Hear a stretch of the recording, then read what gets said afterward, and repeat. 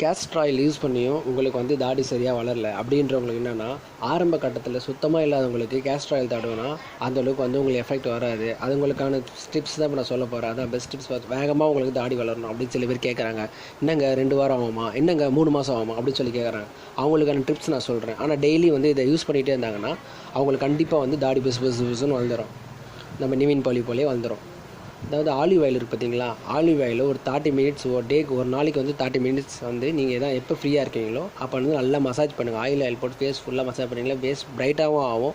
Same times உங்களுக்கு ஃபேஸில் இருக்க பிளாக் மார்க்ஸ் எல்லாமே போகும். சேம் டைம்ஸ் உங்களுக்கு அந்த மாய்ஸ்சரைசிங் ஆகிறதுனால உங்களோட அந்த தாடி எல்லாமே நல்லா வந்து ஓப்பன் ஆகிடும். இந்த சேல்ஸில் ஓப்பன் ஆகிட்டு உங்களுக்கு தாடி முளைக்க ஆரம்பிச்சிடும். அப்புறமா வந்து டெய்லி ஷேவிங் பண்ணுங்கள்.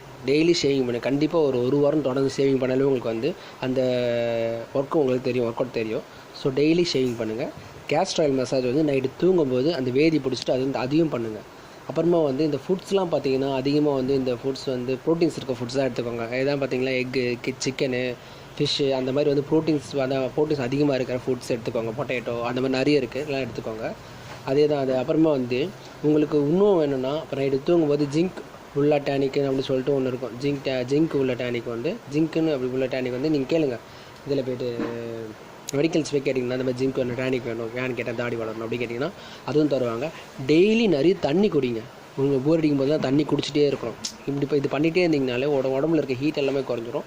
தாடி மீசை எல்லாமே வந்து புதுசுன்னு வளர ஆரம்பிச்சிடும். நீங்கள் ஷேவிங் பண்ணுறீங்க பார்த்தீங்களா, அது பண்ணதுக்கு ஓப்பன் ஆகிடும். நீங்கள் டெய்லி உங்கள் பாடி சில்னஸாக வச்சுருந்தா உங்களுக்கு தாடி பயங்கரமாக வளரும். இது பிடிச்சிருந்தா ப்ளீஸ் இன்னும் மேலே ட்ரிக்ஸ் வேணும் அப்படின்னு எனக்கு கமெண்ட் பண்ணுங்கள். என்னோடய சேனலை ஃபஸ்ட்டு சப்ஸ்கிரைப் பண்ணுங்கள், அதை மறந்துடாதீங்க. தேங்க்யூ ஃபார் வாட்சிங். தேங்க்யூ.